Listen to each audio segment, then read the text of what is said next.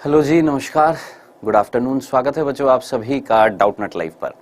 बात कर रहे हैं बेटा जी यहाँ पर जीवों में जनन की पहला अध्याय है 12वीं कक्षा का। ये आपको पता ही है, मंडे ट्यूसडे वेडनेसडे 12th का चैप्टर चलता है और थर्सडे फ्राइडे सैटरडे को हमारा 11th का चैप्टर चलता है। ठीक है, तो आज इस हफ्ते का तीसरा दिन है, तो आज हम पढ़ेंगे 12वीं का भाग यानी जीवों में जनन पढ़ रहे हैं।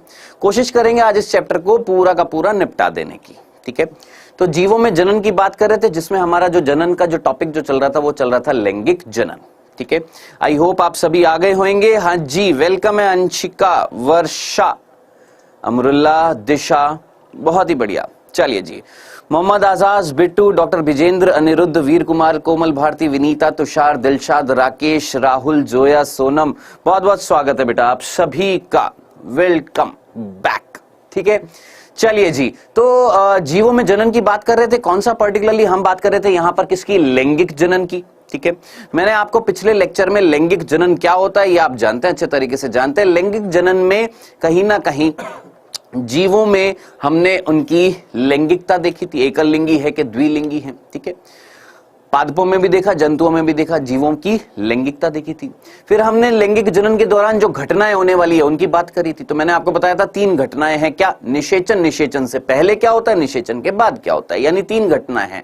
निषेचन पूर्व घटना, फिर निषेचन और निषेचन पश्चात घटना। ये 3 घटनाएं हैं जिनको हमें पढ़ना है और चैप्टर हो जाएगा समाप्त। ठीक है, तो आगे बढ़ते हैं बेटा जी बिना किसी रोक टोक के। तो एक छोटी सी इंफॉर्मेशन, नीट 2022 का विजेता बैच चालू हो चुका है 20 सितंबर से। टीचर्स पढ़ा रहे हैं हिंदी मीडियम में भी और इंग्लिश मीडियम में भी बच्चों, जिसमें आपके पास टीचर का लेक्चर जाता है इन द रिकॉर्डेड मैनर और आप अपने डाउट्स पूछ सकते हैं, क्योंकि लाइव क्लास में सारे डाउट्स क्लियर नहीं हो पाते हैं। So this is the best method to study. तो 2 टीचर एडवांटेज मिलता है बच्चों। यहाँ पर कंप्लीट सिलेबस कराया जाएगा, स्ट्रक्चर्ड वे में होगा, वीडियो सॉल्यूशंस होंगे, NCERT, previous year question, reference book, सब कुछ होएगा। आपको कुछ भी जानकारी लेनी है इस नंबर पर आप संपर्क कर सकते हैं 012471158250 या कमेंट सेक्शन में कह सकते हैं। और जो ऐप पर है उनके पास आएगा एक पोल, कृपया करके जरा जल्दी से पोल का आंसर दीजिएगा। सर जी प्रयोग करके दिखाएं, किसका प्रयोग करके दिखाएं बालक हैं?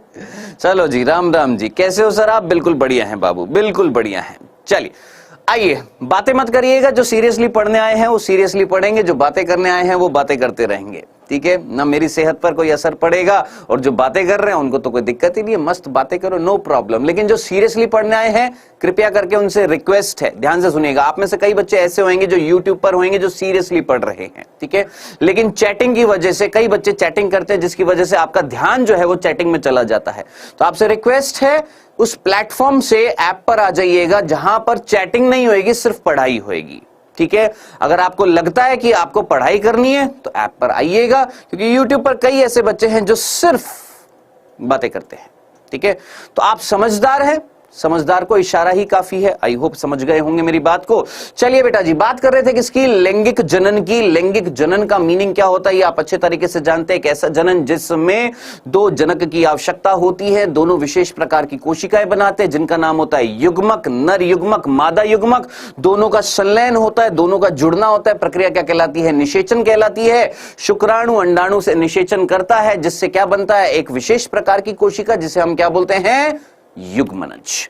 तो युग्मनज को हम निषेचित अंडाणु भी बोल सकते हैं। क्यों? क्योंकि अंडाणु का जब निषेचन हो जाता है शुक्राणु से, तो वो जो निषेचित अंडाणु जो होता है उसे हम क्या बोलते हैं? युग्मनज, जायगोट। फिर वो युग्मनज आगे वृद्धि करता है, कोशिका की संख्या बढ़ती है, जिससे भ्रूण बनता है।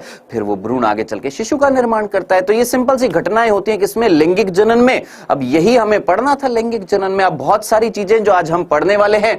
तो बेटा जी, लैंगिक जनन की जो घटनाएं थी, ठीक है, उसको ध्यान से सुनिए। देखिए, मेरे को ये आज चैप्टर कंप्लीट करना है, तो थोड़ा सा साथ रहिएगा। ठीक है, बातें मत करिएगा।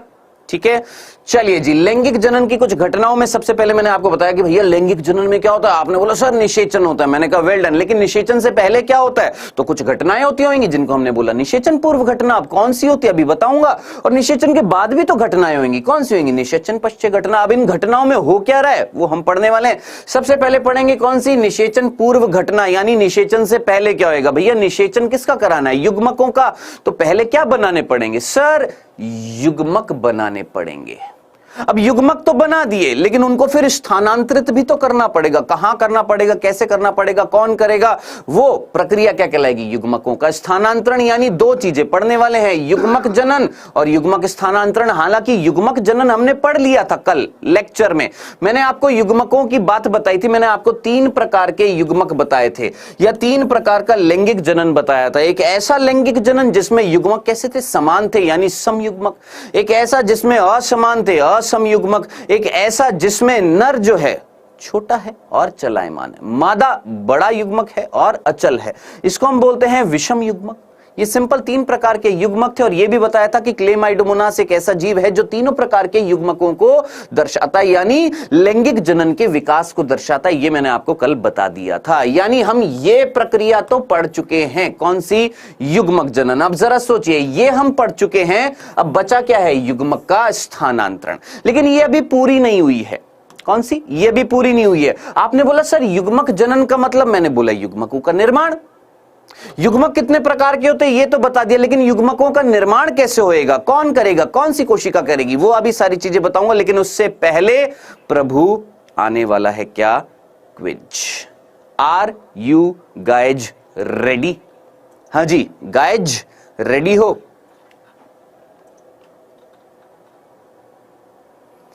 बताओ बताओ, रेडी हो?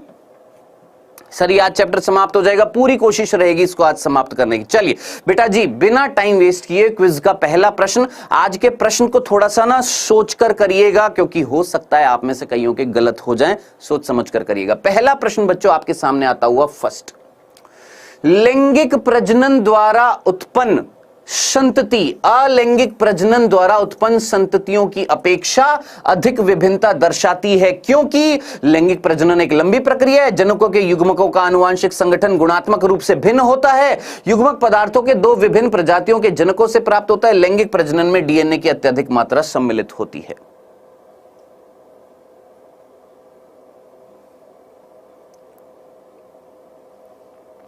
दूसरा प्रश्न, पुष्पीय पौधों में निषेचन के पश्चात घटना होती है, पादपों में, पुष्पीय पादपों में निषेचन के बाद क्या होएगा, परागकणों का स्थानांतरण, भ्रूण का विकास, पुष्प का निर्माण या परागकणों का निर्माण? सोचिए, पुष्पीय पादपों में निषेचन के बाद क्या होता है?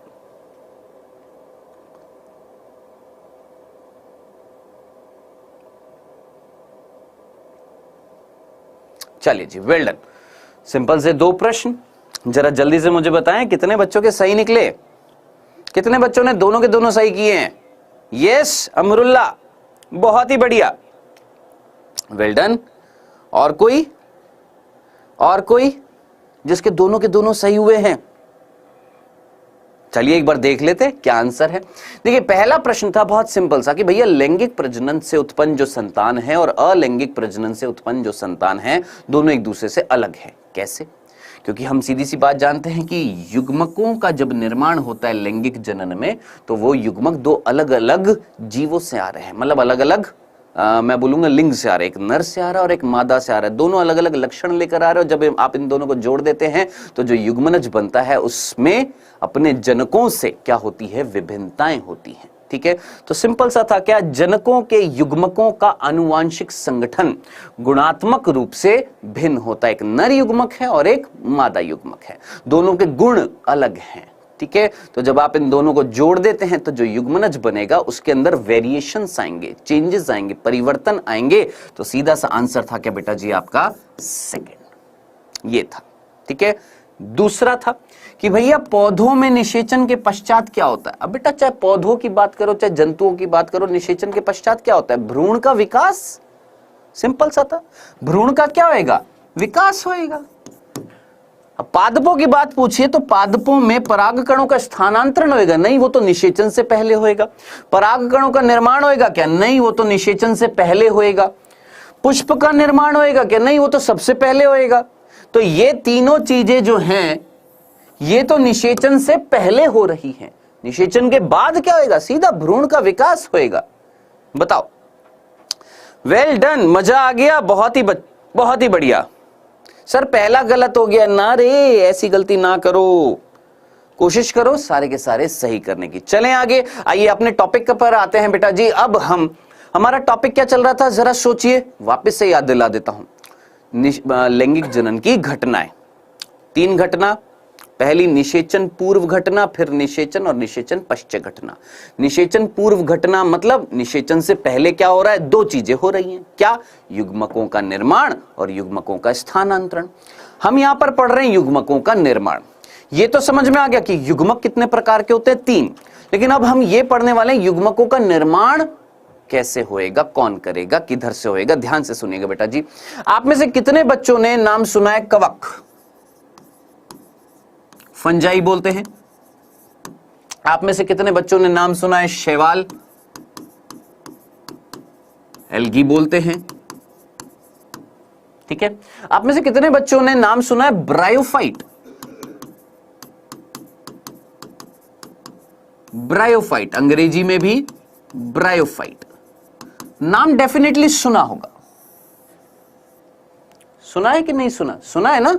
यस सर, सुना है। वेल डन, बहुत ही बढ़िया। चलिए आओ तुषार पंचोली, तुम रोज की रोज यहां पर बस प्यार मोहब्बत करने आते हो क्या, पढ़ाई करने नहीं आते क्या है? हाँ जी, कवक, शैवाल, ब्रायोफाइट, ये 3 प्रकार के समूह हैं जीवों के। मैं आपसे एक सिंपल सी बात पूछ रहा हूं, ध्यान से सुनिएगा। इनका जो शरीर होता है ना बाबू, ध्यान से सुनिएगा, नहीं तो ऊपर से निकल जाएगी चीरते हुए, पता ही नहीं लगेगा। इनका जो शरीर होता है ना, शरीर, उन शरीर की कोशिकाएं जो हैं, उन शरीर की जो कोशिकाएं हैं ना, वो कोशिकाएं होती हैं अगुणित। कैसी होती हैं? अगुणित होती हैं। कैसी होती हैं? अगुणित होती हैं।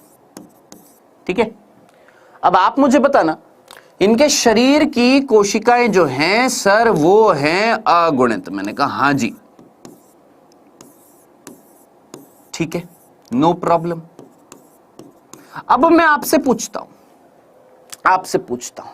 किससे?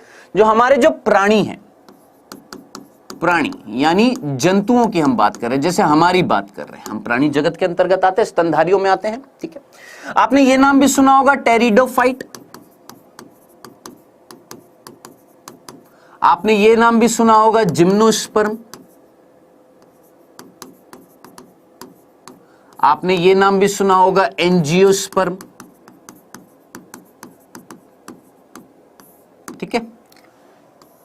प्राणियों की बात करी और पादपों में टेरिडोफाइट, जिम्नोस्पर्म, एंजियोस्पर्म, इनकी बात करी। मैंने बोला आपसे कि भैया ये जो प्राणी हैं ये उच्च श्रेणी के प्राणी हैं। ज्यादातर कैसे हैं? उच्च श्रेणी के प्राणी। ये निम्न श्रेणी के प्राणी हैं, निम्न श्रेणी के जीव हैं, ये उच्च श्रेणी के जीव हैं। जिसमें से हालांकि इसको भी हम निम्न श्रेणी का बोलते हैं, लेकिन मैं एवरेज, औसतन अगर बात करूं बिना किसी कंफ्यूजन के, ये जो जीव जो हैं, इनका जो शरीर है ना, उस शरीर की कोशिकाएं जो हैं, बालक ध्यान से सुनिएगा, उस शरीर की कोशिकाएं जो हैं वो द्विगुणित है। अब आप मुझे बताएं, आप में से कितने बच्चे जानते हैं द्विगुणित का मतलब क्या होता है और अगुणित का मतलब क्या होता है? मैंने देखिए अभी तक सिर्फ इतनी सी बात बोली। इन जीवों में जो शरीर है, जैसे मेरा शरीर है, आपका शरीर है, हमारा शरीर जो है, उनकी कोशिकाएं कैसी हैं? द्विगुणित है। किनमें? इन जीवों में। जबकि इनमें मैंने बोला इनका जो शरीर है, उनकी कोशिकाएं अगुणित। अब आप में से कितने बच्चे जानते हैं द्विगुणित का मतलब और अगुणित का मतलब? सर ये सब पादप हैं बेटा, ये पादपों के अंतर्गत आते हैं। ठीक है। जिसमें से शैवाल जो है वो पादपों में भी आती है, प्रोटिस्टा जगत में भी आती है और मोनेरा जगत में भी आती है। जैसे मोनेरा जगत जब आप पढ़ोगे तो वहां पर आती है नील हरित शैवाल, साइनोबैक्टीरिया, ब्लू ग्रीन एल्गी जिसको हम बोलते हैं। प्रोटिस्टा जगत में पढ़ोगे तो वहां पर डायटम्स, डायनोफ्लैजिलेट्स, यूग्लिनोइड्स, उनको भी हम क्या बोल देते हैं? शैवाल बोल देते हैं। और उसी के साथ साथ आपके पादप जगत में जो थैलोफाइट्स आते हैं उसमें भी लाल, हरी और भूरी शैवाल आती है। तो शैवाल 3 जगत में आती है। अभी हमने सिंपल सा बोला ये पादप है, कवक है, और ये जो है ये भी पादप है, और ये प्राणी है यानी एनिमल्स हैं। ठीक है। मैंने बोला कि भैया हमारी कोशिका, हम प्राणी हैं, हम जंतु हैं, हमारी कोशिकाएं कैसी हैं? हमारे शरीर की कोशिका कैसी है? द्विगुणित है। इनके शरीर की कोशिका कैसी है? अगुणित है। अगुणित और द्विगुणित में अंतर जानते हैं? बताएं जरा जल्दी से। अगुणित और द्विगुणित, ये शब्द जानते हैं, शब्द मीनिंग जानते हैं अगुणित द्विगुणित का? अगर जानते हैं तो अच्छी बात है, नहीं जानते तो कृपया करके ध्यान से सुनिएगा, क्योंकि मैक्सिमम बच्चों को नहीं पता होता है कि अगुणित का मतलब क्या है। देखो, इसको एक सिंपल से एग्जांपल से मैं आपको बताता हूं, ध्यान से सुनना। जिनको नहीं पता है ध्यान से सुनिएगा, ध्यान से सुनिएगा, ध्यान से सुनिएगा। अगुणित और द्विगुणित का मतलब, आप में से कईयों ने होली खेली होगी, खेली है कि नहीं खेली है? यस सर, होली खेली है। लगभग मार्च अप्रैल के महीने में आती है होली, आती है, ठीक है। होली में क्या करते हैं सर? रंग डालते हैं। मैंने कहा जी बहुत ही बढ़िया। मैंने कहा इस बार ना मैं होली पे ना क्या करूंगा, मैं गुब्बारे लूंगा, गुब्बारों में रंग भरूंगा, ठीक है, गुब्बारों में रंग भरूंगा, गुब्बारों में पानी डालकर फिर फेंकूंगा। आप में से कईयों ने गुब्बारों वाली होली भी खेली होगी, खेली है कि नहीं खेली है? खेली है कि नहीं खेली है? यस सर, खेली है। चलो जी, देखिए मेरे पास एक बाल्टी है, ठीक है, एक बाल्टी है। क्या बाल्टी है? एक बाल्टी है, जिसमें, ध्यान से सुनना, जिसमें 23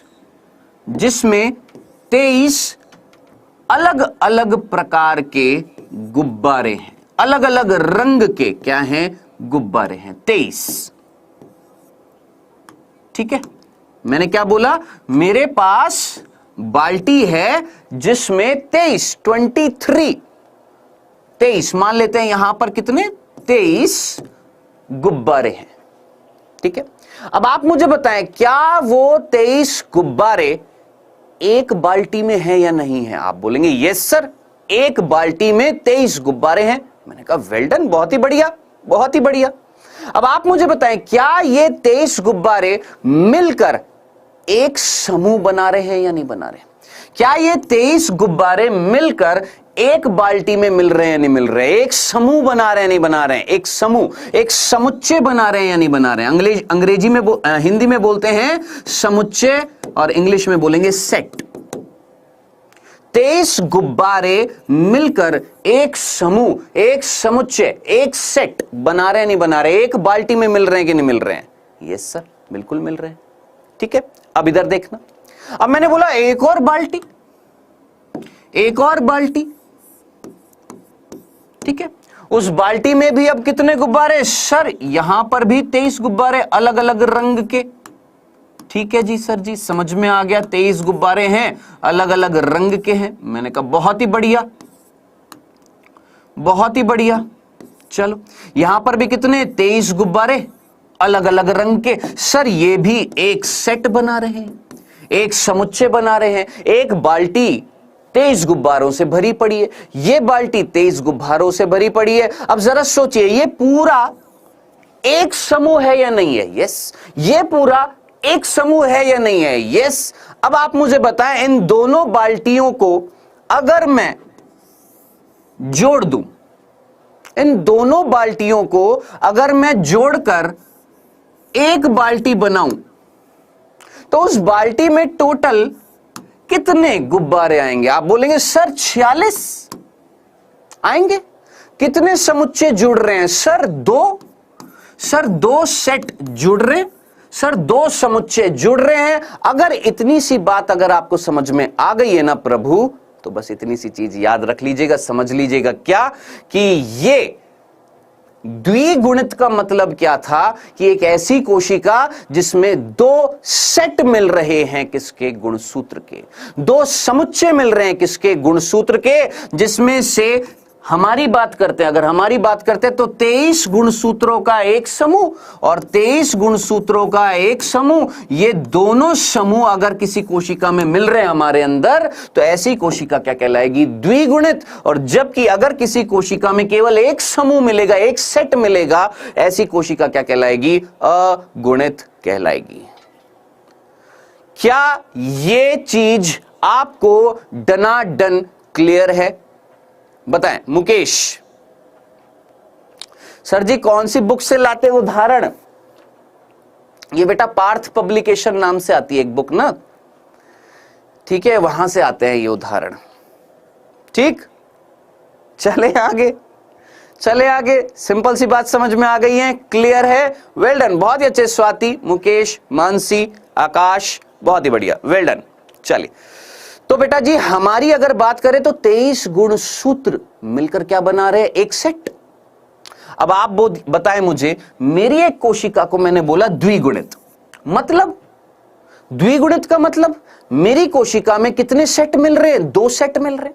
एक सेट 23 गुणसूत्रों का, दूसरा सेट भी 23 गुणसूत्रों का। इट मींस मेरी कोशिका में कितने गुणसूत्र? सर 46 में से एक सेट 23 गुणसूत्रों का, दूसरा सेट 23 गुणसूत्रों का, टोटल कितने सेट? सर 2 सेट, 2 समुच्चय, 2 समूह मिल रहे हैं। बस जयराम जी की इतनी सी बात थी। चलो सर ये तो समझ में आ गया, डन डना डन डन। अब हम जो टॉपिक पढ़ रहे थे वो पढ़ रहे थे कि भैया युग्मक संरचना के दौरान कोशिका विभाजन या युग्मक निर्माण के दौरान कोशिका विभाजन, युग्मक का जब निर्माण होएगा तो कोशिका विभाजन कौन सा होएगा। अब मैं ना आपसे एक सिंपल सी बात पूछता हूं, सोच समझकर मुझे बताइएगा। मैं आपसे एक सिंपल सी बात कहने वाला हूं और कृपया करके अपनी कॉपी में लिख लो, क्या कि युग्मक हमेशा अगुणित होता है। क्या बोला? युग्मक हमेशा अगुणित होता है। क्या बोला? युग्मक, गैमेट हमेशा अगुणित होता है। ठीक है, अब आप मुझे बताएं, ये एक शरीर है और इस शरीर को लैंगिक जनन करना है और लैंगिक जनन करने के लिए इसको युग्मक बनाना है। मान लेते हैं ये नर शरीर है, नर है, तो डेफिनेटली ये क्या बनाएगा? सर युग्मक बनाएगा। मैंने कहा यस। शुक्राणु बनाएगा। मैंने कहा यस। और युग्मक कैसा होता है? सर अगुणित होता है। मैंने कहा बहुत ही जबरदस्त, वेल डन, वेरी गुड, बढ़िया, बहुत ही बढ़िया। अब आप मुझे बताओ इसकी शरीर की कोशिकाएं कैसी हैं? सर अगुणित। और इसको जो युग्मक बनाना है वो भी कैसा है? सर अगुणित।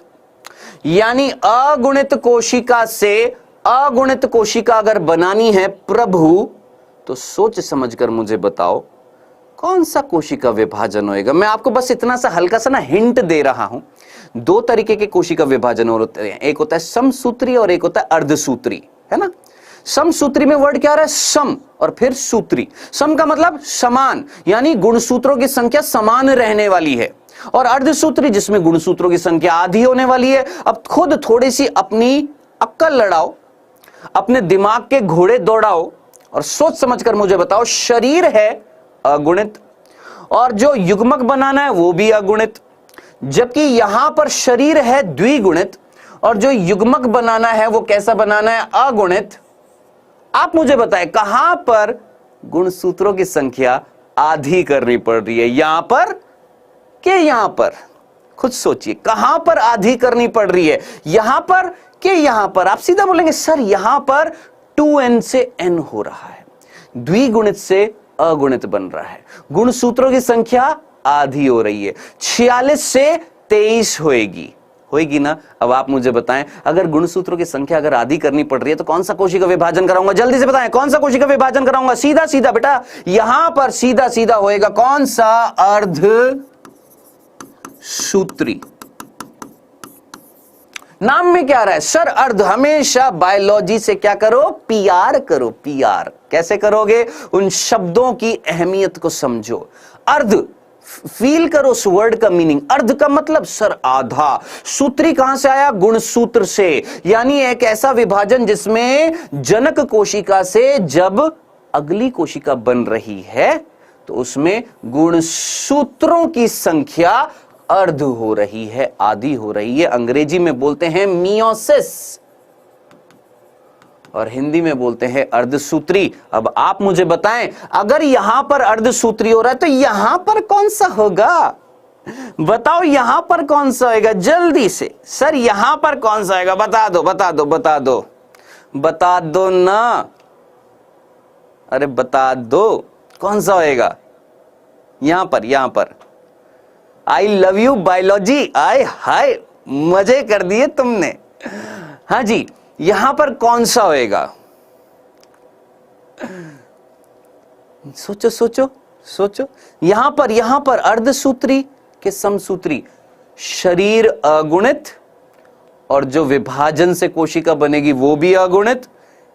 एक कोशिका जो अगुणित है उससे विभाजन से जो अगली कोशिका बन रही है वो भी अगुणित है। कौन सा विभाजन? सर समसूत्री। नाम में क्या आ रहा है?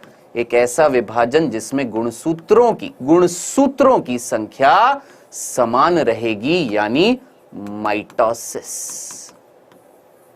ये था एक सिंपल सी चीज जो आई होप एक एक बच्चे को समझ में आ गई होगी। हालांकि ये बिल्कुल लल्लू चीज है, लल्लू, लेकिन अगर आपने नहीं जानते थे तो आज के बाद भूल मत जाना, इन जीवों में, किसमें, फंजाई में यानी कवक में, शैवालों में यानी एल्गी में, ब्रायोफाइट्स में जैसे मार्केंशिया याद आ रहा है, उनमें कहीं ना कहीं जो शरीर होता है ना, शरीर वो कैसा होता है, अगुणित होता है। तो जब युग्मक बनाया जाएगा तो कौन सा विभाजन, समसूत्री। लेकिन ऐसे जीव जिनमें शरीर कैसा होता है, द्विगुणित होता है, तो युग्मक हमेशा, बेटा युग्मक सोचो, युग्मक हमेशा अगुणित होएगा। अब शरीर चाहे अगुणित हो चाहे द्विगुणित हो, अगर द्विगुणित होएगा तो अर्धसूत्री विभाजन करा दो, कैसा हो जाएगा, अगुणित हो जाएगा। और अगर शरीर अगुणित है तो समसूत्री करा दो, अगुणित बन जाएगा, खत्म, खल्लास, इतनी सी बात। ये था सिंपल सा टॉपिक जिसमें हमने क्या पढ़ा कि युग्मक का जब निर्माण करते हो तो कौन सा कोशिका विभाजन होता है। तो प्रभु याद रख लेना, भूल मत जाना, जो उच्च श्रेणी के जो जीव जो होते हैं, उच्च श्रेणी के जो जीव होते हैं, ये इनमें अर्धसूत्री विभाजन होता है युग्मकों का निर्माण करने में। लेकिन जो निम्न श्रेणी के जो जीव होते हैं उनमें समसूत्री विभाजन भी होता है युग्मकों का निर्माण करने में। आई होप यहां तक की बिल्कुल सिंपल सी बात समझ में आ गई होगी। अब जरा सोचिए, यहां पर ना एक चार्ट दे रखा है आपकी बुक में, एनसीईआरटी की बुक में। बताओ मुझे, क्या आप आज की आज में ये चार्ट पूरा कर लोगे? ये हमारे अंदर द्विगुणित गुणसूत्रों की संख्या 46 है, तो अगुणित कितनी हो गई? 23, आधी। अब जरा सोचिए, घरेलू मक्खी जो होती है उसमें द्विगुणित गुणसूत्रों की संख्या अगर 12 है तो अगुणित कितनी होगी? सर 6। मैंने कहा बिल्कुल बढ़िया। चूहे में अगुणित अगर 21 दे रखा है तो द्विगुणित कितना हो जाएगा? 42। ऐसे करते करते करते करते क्या आप पूरा ये चार्ट भर लेंगे आज की आज में? अभी के अभी भर लेंगे? सर ये तो चार्ट हलवा है, हम तो 50 बार भर चुके हैं। चलो बेटा विशाल इंडिया, अब ना मैं आपसे पूछता हूं, हलवा है ना, देख बेटा अभी देख, रुक तू जा, रुक जा, अभी तो देख। अब मुझे बताओ, यहां पर ना इस चार्ट में गलती है। खोलो जरा अपनी एनसीईआरटी, तुरंत खोलो, फटाफट जल्दी से खोलिए अपनी एनसीईआरटी, है ना। और यहां पर ना एक गलती है। क्या गलती है मैं आपको बता रहा हूं। इस पूरे चार्ट में बिल्कुल लास्ट में आओ, बिल्कुल लास्ट में, बिल्कुल लास्ट में आएंगे तो आपको दिखाई देगा प्याज। प्याज दिखाई दे रहा है? प्याज दिखाई दे रहा है? हाँ जी दिखाई दे रहा है, दिखाई दे रहा है सर। प्याज जो होता है ना, उसमें हमारी एनसीईआरटी ने लिखा हुआ है अगुणित गुणसूत्रों की संख्या कितनी दे रखी है? 16। कितने बच्चे जानते हैं क्या ये सही दिया हुआ है या गलत दिया हुआ है? बताओ मुझे, कितने बच्चे जानते हैं ये जो बिल्कुल लास्ट में जो दिया हुआ है, क्या ये सही दिया है कि गलत दिया है? सर बुक नहीं है, नो टेंशन बेटा, मैंने आपको पहले भी बताया था, बुक डाउनलोड कर लो रे मेरे भाई। प्ले स्टोर पर जाओ, डालो एनसीईआरटी बुक्स, डाउनलोड कर लो, खत्म। सर मेरी बुक में 8 है, यस। तो ये ना एनसीईआरटी में मिस्टेक थी पहले की। क्या कि यहां पर अगुणित गुणसूत्रों की संख्या 16 दे रखी है, जो गलत थी। याद रखना 16 द्विगुणित गुणसूत्रों की संख्या 16 होती है। किसमें? प्याज में। यानी मैं यहां पर लिख देता हूं, प्याज जो होता है ना उसमें 2n जो होता है वो कितना होता है? 16, और n क्या होता है? 8 होता है। कृपया करके ये लिख लीजिएगा। जो जानते हैं अच्छी बात है, जो नहीं जानते हैं इसको करेक्ट कर लेना बाबू। ये पहले की एनसीईआरटी में कुछ मिस्टेक थी जो सही कर दी गई है।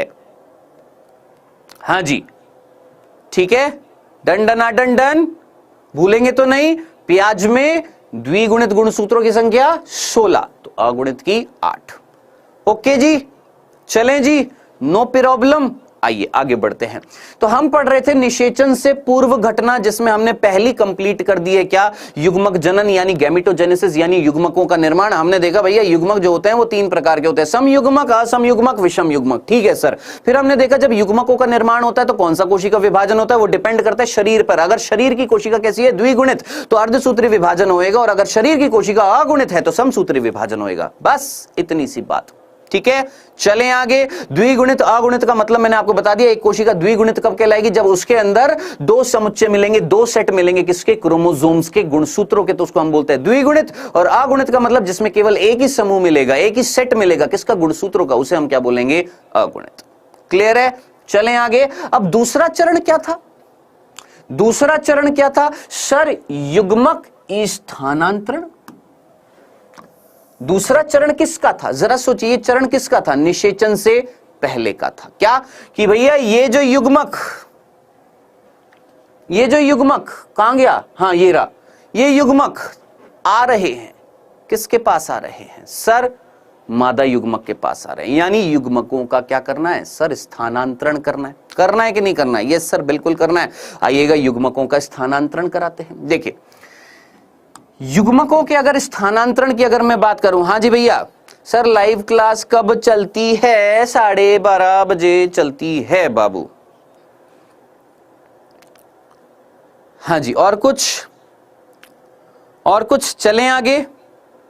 युग्मकों का क्या करना है, स्थानांतरण करना। आइए सबसे पहले हम देखते हैं युग्मकों का स्थानांतरण किसमें, जंतुओं में, जंतु यानी एनिमल्स में। देखिए बेटा ज्यादातर जंतुओं में क्या होता है, जो नर युग्मक होता है ना, नर युग्मक, वो कैसा होता है, चलायमान होता है। कैसा होता है, मोटाइल होता है, चलायमान होता है। ठीक है, और वो जो चलायमान क्षमता जो उसमें आती है ना, वो किसके कारण आती है, संरचना याद रखना, कशाभिका, कशाभिका जिसको हम बोलते हैं फ्लैजिला। ठीक है, तो आपसे कोई पूछे क्या हमारे अंदर मनुष्य में कशाभिका होती है, तो यस, कशाभिका जैसी संरचना होती है। किसमें होती है, नर युग्मक में होती है। शुक्राणु याद आ रहा है, शुक्राणु, जो बच्चे जिन्होंने 12वीं का ये चैप्टर पढ़ा है, कौन सा, मानव जनन, अगर पहले से पढ़ रखा है तो अच्छी बात है, नहीं पढ़ा तो टेंशन मत लीजिएगा, पढ़ाऊंगा। अभी सिर्फ इतना सा, जो शुक्राणु होता है ना, उस शुक्राणु में पूंछ होती है, पूंछ, और वो जो पूंछ जो होती है ना, टेल जो होती है, वो बिल्कुल कशाभिका जैसी संरचना होती है, जिसमें सूक्ष्म नलिकाएं होती हैं, याद रखना। यस, स्पर्म की टेल में। क्या बात है, अरे मोहम्मद जावेद कतई पगला गए हो क्या भाई, कितनी बार बता दिया, कितनी बार, फिर एक ही चीज के पीछे पड़े रहते हो हैं। चलो आइए, तो नर युग्मक जो होता है वो कैसा होता है, चलायमान होता है। किसमें, हम जंतुओं की बात कर रहे हैं। जबकि जो मादा युग्मक जो होता है, मादा युग्मक जो होता है वो कैसा होता है, अचल होता है। ठीक है सर, बच्चों वाली चीज है, हम जानते हैं, बहुत सिंपल सी चीज है। ठीक है सर, समझ में आता है, नो प्रॉब्लम, ओके। अब आप मुझे बताएं, ये नर युग्मक जो है ये चलायमान है, ये चल किसके अंदर रहा है, हवा में चल रहा है क्या, नहीं, ये एक पदार्थ होएगा जिसके अंदर ये चलेगा, कोई ना कोई तरल होएगा जिसके अंदर ये चलता है। तो उस तरल को हम क्या बोलते हैं, शुक्रिय। अगर हमारी बात करें मनुष्य की तो उसको हम बोलते हैं शुक्रिय प्लाज्मा। ध्यान से सुनना, क्या बोलते हैं, शुक्रिय प्लाज्मा बोलते हैं। तो हम क्या करते हैं, जैसे हमारी बात करते हैं, कृपया करके मेरी तरफ ध्यान से सुनिएगा बालक, फोकस करिएगा, फोकस। ठीक है, मैंने क्या बोला, जंतुओं की अगर हम बात करें, पर्टिकुलरली हमारी अगर बात करें, मनुष्य की बात करें, तो नर युग्मक कैसा था, चलायमान था। चलायमान कैसे था, उसमें एक कशाभिकीय संरचना थी जो उसके पूंछ में मिल रही थी। अब ये पूंछ कहां तैरेगी, तो कोई ना कोई तरल होएगा, उस तरल का नाम क्या होता है, शुक्रिय प्लाज्मा, जिसको हम बोलेंगे सेमिनल फ्लूइड भी बोल देते हैं, सेमिनल प्लाज्मा भी बोल देते हैं, जिसके अंदर ये नर युग्मक, कौन से, शुक्राणु, चले जाते हैं। अब शुक्राणु जब इस तरल के अंदर चले जाते हैं तो ये तरल, ये लिक्विड और ये शुक्राणु, ये दोनों मिलकर किसका निर्माण करते हैं, वीर्य का। तो आपसे कोई पूछे वीर्य क्या है, सीमन क्या है, तो आप सीधा बोलेंगे सर सीमन वीर्य एक तरल है और उस तरल का नाम है शुक्रिय प्लाज्मा, जिसमें ऐड हुए थे, जिसमें जोड़े गए थे, जिसमें डाले गए थे क्या, शुक्राणु नर युग्मक, जो उसके अंदर तैरेंगे, जो एक माध्यम है जिसके अंदर तैरेंगे, जिसमें से इसको पोषण भी मिलेगा। किसको? शुक्राणु को। इसमें पोषणीय पदार्थ होंगे, इसमें चिकनाहट होगी जिससे ये तैर सकेगा। सिंपल। ठीक है। अब सब बात आती है कि ये जो वीर्य जो होता है, इस वीर्य को एक नर संभोग प्रक्रिया के दौरान, कॉपुलेशन के दौरान अपने शरीर से मादा शरीर में स्थानांतरित कर देता है, अपने शरीर से मादा शरीर में स्थानांतरित कर देता है। अब मादा शरीर के अंदर ये नर युग्मक तैरते हुए पहुंचते हैं किसके पास? मादा युग्मक के पास, जो अचल है उसके पास जाएंगे और क्या हो जाएगा? निषेचन। हालांकि ये सिंपल बच्चों वाली सिंपल सी चीज थी, उसमें कुछ ऐसा नहीं है जो प्रश्न बन जाए। अगर बनेगा भी तो मानव जनन चैप्टर में हम पढ़ेंगे। अभी सिंपल सा क्या कि हमने जंतुओं में देखा क्या भैया, युग्मक का स्थानांतरण करना। युग्मक कौन था? नर युग्मक शुक्राणु। जो कैसे स्थानांतरित होएगा भैया? तैरेगा किसके अंदर? तैरेगा एक द्रव्य के अंदर। वो द्रव्य क्या कहला रहा है? शुक्रिय प्लाज्मा, जो इसको पोषण भी देगा, चिकनाहट भी देगा, जिसके कारण ये तैरेगा। तैरने के लिए इसके पास संरचना जो है वो कशाभिका जैसी संरचना है जो टेल में मिल रही है, जो इसको तैरने के लिए उत्तरदायी होगी। अब ये जो वीर्य जो बना है, ये वीर्य मादा के शरीर में स्थानांतरित कर दिया जाएगा। अब मादा के शरीर में जब स्थानांतरित कर दिया जाएगा तो इस वीर्य में जो शुक्राणु है वो तैरते तैरते तैरते किसके पास पहुंचेंगे? मादा युग्मक के पास, और साब हो जाएगा क्या? निषेचन। हां जी, चले, सिंपल सा था। अब आप में ना बहुत सारे आपके प्रश्न होंगे, मुझे पता है बहुत सारे। सर यूट्रस में सीलिया होता है कि नहीं होता? सर इंसेमिनेशन क्या होता है? सर वीर्य सेचन क्या होता है? सर गर्भाधारण क्या होता है? बहुत सारे प्रश्न ना, लेकिन ये सारे प्रश्न इस चैप्टर के नहीं है बाबू, ये सारे प्रश्न हैं मानव जनन ह्यूमन रिप्रोडक्शन के, है ना। तो तनिक वेट करो, आने दो, चैप्टर आएगा तब बताऊंगा। थोड़ा सब्र रखो, सब्र का फल मीठा ही होगा। ठीक है, चलो जी, अभी के लिए सिर्फ इतना सा सफिशिएंट है, इस चैप्टर के हिसाब से इतना सफिशिएंट है। अब ये तो बात करी हमने किसकी? जंतुओं की। अब बात करते किसकी? पादपों की। अब पादपों की बात करते हैं। अब ध्यान से सुनिएगा बेटा जी, ध्यान से सुनिएगा, सिंपल सी बात को मेरी गौर से सुनिएगा बेटा जी। मुख्य रूप से पादप जो होते हैं, ध्यान से सुनिएगा, कौन?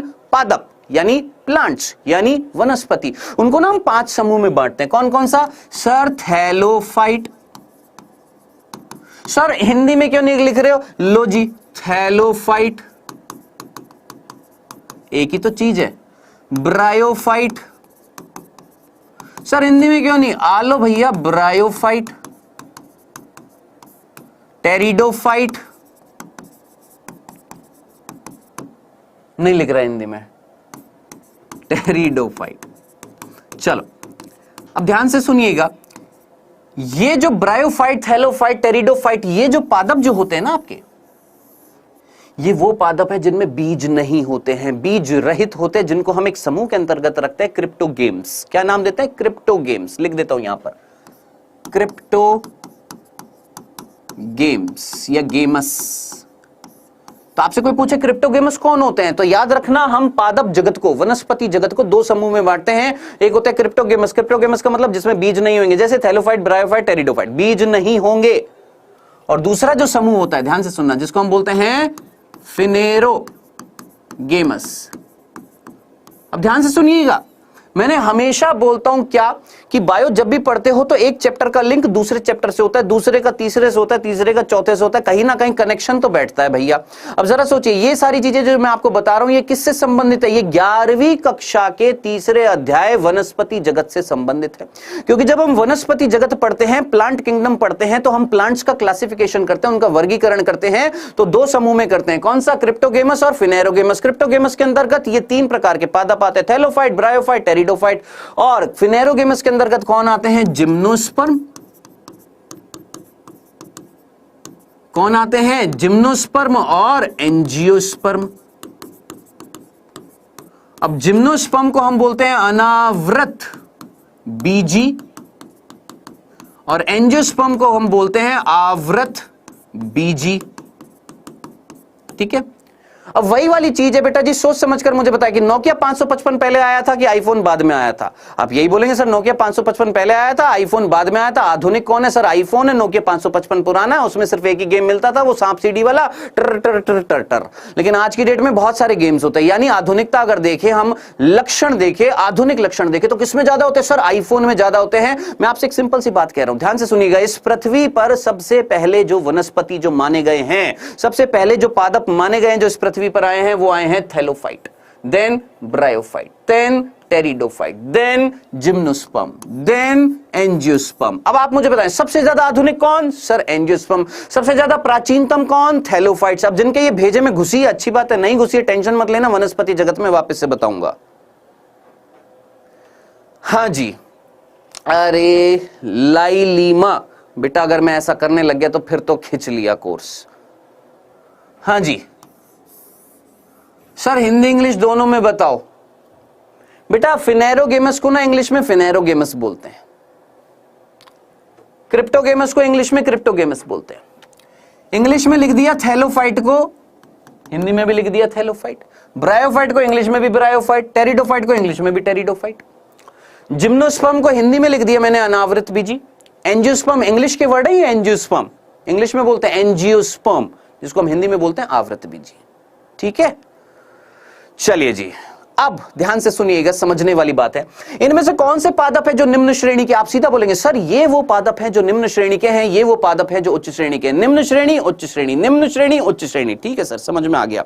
अब ध्यान से सुनिएगा, ये जो निम्न श्रेणी के जो पादप जो होते हैं, इनमें जब लैंगिक जनन होता है, इनमें जब लैंगिक जनन होता है ना, तो क्या होता है? ध्यान से सुनना, नर युग्मक जो होता है ना, नर युग्मक, वो चलायमान होता है। यस, नर युग्मक कैसा होता है? चलायमान होता है। अब याद करिए, ऐसी की ऐसी चीज अभी आपने बोला सर जंतुओं में भी थी नर युग्मक चलायमान था। मैंने कहा हां जी बिल्कुल थी। इन निम्न श्रेणी के पादपों में भी नर युग्मक चलायमान है। हां जी बिल्कुल है। लेकिन ये चलेगा किस में सर? हवा में चलेगा? नहीं, ये किस में चलता है? ये जल में चलता है। एक माध्यम की जरूरत होती है, और वो माध्यम जो यहां पर होता है वो कौन होता है? जल होता है। काहे? किस लिए? क्यों? क्योंकि ये पादप जो होते हैं ना, इसमें से पर्टिकुलरली ये तो पूर्ण रूप से किस में मिलते हैं? जल में। ये तो पूर्ण रूप से किस में मिलते हैं? जल में। और ये जो होते हैं ना, ये, इनके बारे में कथन याद रखना, ये होते स्थलीय हैं, लेकिन किसके पास मिलते हैं? जहां पर जल है। अब आप मुझे बताएं, आपने कभी तालाब देखा हो? तालाब का किनारा देखा? किनारा जहां पर मिट्टी भी है और हल्का हल्का पानी भी है, स्थल भी है और उसके पास जल भी है। तो ऐसे क्षेत्रों में जहां पर मैं बोलूंगा थोड़ी सी ठंडक होती है, थोड़ी सी छाया होती है, जहां पर पास में पानी है और स्थल है, ऐसी जगहों पर मिलते हैं कौन? आपके ब्रायोफाइट और टेरिडोफाइट। यानी ये होते तो स्थल पर हैं, लेकिन वो स्थल जो किसके नजदीक है? जल के पास। क्यों? क्योंकि इनमें जनन जो होता है ना, जनन पर्टिकुलरली क्या? जनन की एक विधि कौन सी? निषेचन। वो कहां पर होता है प्रभु? जल में होता है। लाल पट्टी तो नहीं आ रही है? नहीं आ रही है, वो बस मैंने नीचे से ऐसे डंडा घुमाया है। हाँ जी, क्या ये लाइन एक एक बच्चे को समझ में आई कि ऊपर से चीरती हुई बालों को चली गई? चली गई? फिर से बताऊं, फिर से सुनना। ये वो पादप हैं जिसमें ये तो पूर्ण रूप से किसमें मिल रहे हैं? जल में। ये कहां पर मिल रहे हैं? तो स्थलीय, स्थल पर हैं, लेकिन पूर्ण रूप से स्थलीय नहीं है। कहां पर मिल रहे हैं? एक ऐसे स्थल पर मिल रहे हैं जो बिल्कुल नजदीक है किसके? जल के। ठीक है, क्यों मिल रहे हैं? क्यों मिल रहे हैं जल के पास? क्योंकि इनको अगर जनन करना है, निषेचन करना है, तो निषेचन किस में होता है? जल में होता है। और अगर जल में निषेचन होता है तो इनके जो नर युग्मक होते हैं ये चलायमान होते हैं। जल एक माध्यम है जहां पर ये नर युग्मक चलकर पहुंचते हैं किसके पास? मादा युग्मकों के पास। बताएं, क्या इतनी सी बात, सिंपल सी बात समझ में आ गई है? सिंपल सा था। अब आप बोलेंगे सर इनमें क्या होता है? सर इनमें क्या होता है? तो बेटा जी इनमें याद रखना, नर युग्मक और मादा युग्मक दोनों ही अचल होते हैं, दोनों ही अचल होते हैं। और नर युग्मक जिस संरचना के अंदर होता है जिसका नाम होता है परागकण। याद रखना, नर युग्मक जिन संरचनाओं के अंदर होते हैं उनका नाम होता है परागकण।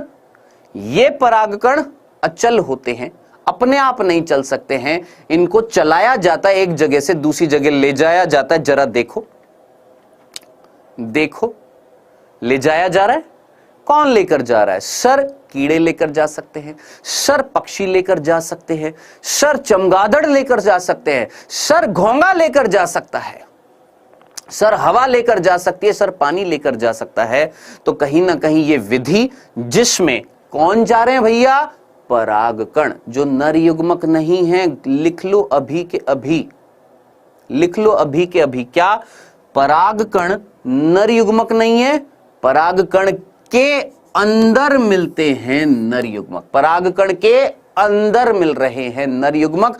परागकण होता है नर युग्मकोद्भिद, यानी एक ऐसी संरचना जिसके अंदर युग्मक का निर्माण होता है, उसे हम बोलते हैं युग्मकोद्भिद, गैमेटोफाइट। सो गैमेटोफाइट यानी युग्मकोद्भिद एक ऐसी संरचना जो गैमेट उत्पन्न करती है, जो युग्मक उत्पन्न करती है। तो नर युग्मकोद्भिद किसको बोला जाता है? परागकण, क्योंकि इसके अंदर होते हैं नर युग्मक। ठीक है, तो परागकण अचल संरचना होती है, इस परागकण को लेकर जाया जाता। अगर हम पुष्प की बात करें तो आप अच्छे तरीके से जानते हैं, इस पुष्प में परागकण को कहीं ना कहीं ये तितली लेकर जाती हुई आपको दिखाई दे रही है। ये प्रक्रिया जो होती है इसे हम क्या बोलते हैं? परागण बोलते हैं। याद रखना, तो भूल मत जाइएगा, याद रखिएगा। हमने बात करी कि जिम्नोस्पर्म और एंजियोस्पर्म में युग्मकों का स्थानांतरण कैसे होएगा, किस विधि से होएगा? तो प्रभु भूल मत जाना, कौन सी विधि से होता है युग्मकों का स्थानांतरण? परागण विधि से, पॉलिनेशन से। अब आप मुझे बताएं यहां तक हमने क्या पढ़ लिया? अब आप मुझे बताएं, आलतू फालतू प्रश्न मत पूछे। सर हाथी भी परागण कराएगा क्या? बेटा तू परागण कराता है, पहले तो मुझे बता। मानव कराते हैं? यस कराते हैं, कराते हैं ना, बिल्कुल कराते हैं। कृत्रिम कराते हैं। हाथी करा सकता है? करा सकता है, लेकिन हम मेजोरिटी बोले सबसे ज्यादा हाथी कराता है क्या? नहीं, सबसे ज्यादा कौन कराते हैं? आपके कीट कराते हैं। स्पेशली कौन? मधुमक्खियां कराती हैं, याद रखना। ठीक है, हाँ जी, यहां तक सिंपल सी बात थी। श्रेया मीना कहां जा रहे हो भाई? हैं? चलो आइए ध्यान से सुनिएगा। यहां तक हमने बात करी है निषेचन से पूर्व घटनाओं की, जिसमें हमने युग्मक जनन देखा, जिसमें हमने युग्मक का स्थानांतरण देख लिया है। अब ये हमारा हो चुका है क्या? निषेचन पूर्व घटना। निषेचन पूर्व घटना हो गई, तो अब किसकी बारी? निषेचन की। किसकी बारी? सर निषेचन की बारी। हाँ जी, निषेचन जिसे हम फर्टिलाइजेशन बोलते हैं, निषेचन जिसको हम क्या बोलते हैं? फर्टिलाइजेशन।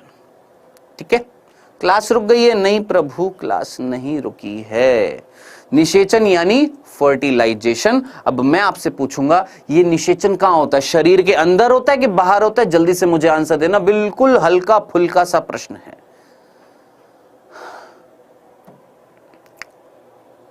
हाँ जी, बिल्कुल सिंपल सा प्रश्न।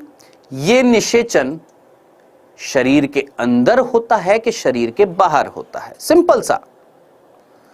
आवाज नहीं आ रही है बिट्टू कुमार? पूरी आवाज आ रही है? हाँ जी, निषेचन कहां पर होता है? शरीर के अंदर के शरीर के बाहर? सर शरीर के अंदर होता है, बाहर नहीं होता। आइए, दो प्रकार का होता है निषेचन। अच्छा, निषेचन का मीनिंग तो समझ में आता है ना? ये तो नहीं दिक्कत है ना कि सर निषेचन क्या होता है, फर्टिलाइजेशन क्या होता है?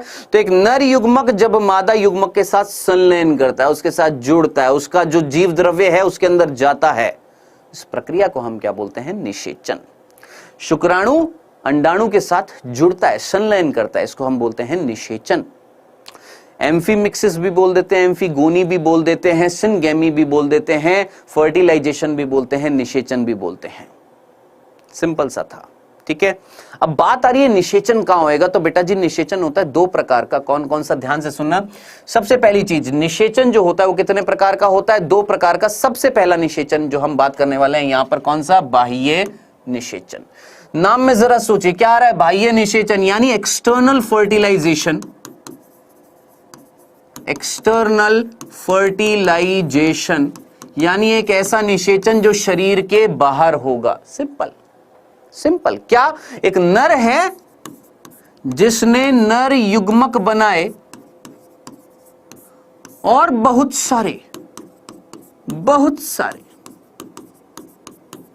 ठीक है, और अपने शरीर से बाहर निकाले। ठीक है, बहुत ही बढ़िया, निकाल दिए। कहां, शरीर से बाहर। किसमें, एक माध्यम में। वो माध्यम मुख्य रूप से क्या है, जल है, जल में निकाल दिए। ठीक है, उसी प्रकार एक मादा, उसने भी क्या बनाए, मादा युग्मक। ठीक है, अब बहुत सारे कि बहुत कम, बहुत सारे, बहुत सारे,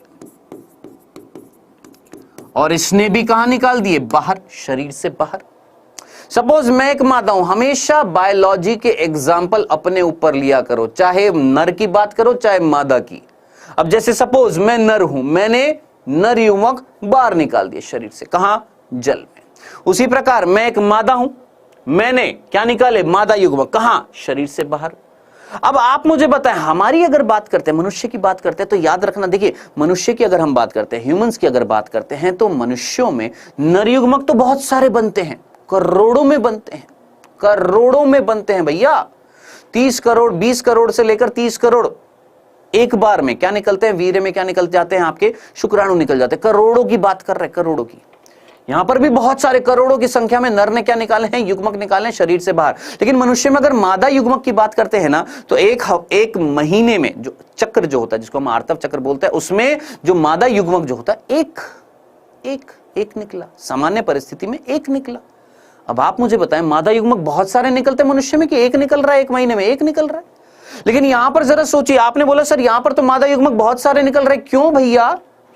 जरा सोचिए, एक निषेचन शरीर के अंदर होना है, उसको प्रोटेक्शन मिल रही है। एक निषेचन हो रहा है शरीर के बाहर, प्रोटेक्शन मिलेगी क्या बाहर? दिमाग लगाओ।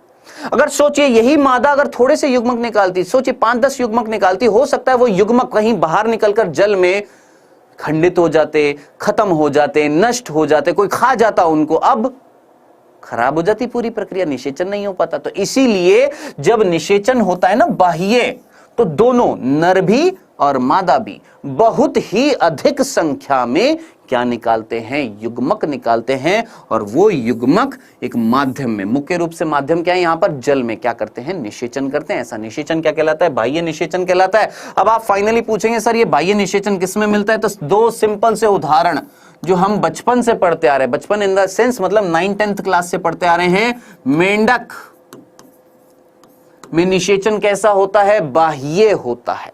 कैसा होता है, बाह्य। और मछली, हां जी, कौन, मछली, कौन भैया, मछली। मछली जल की रानी है। हां जी बोलो, मछली जल की रानी है।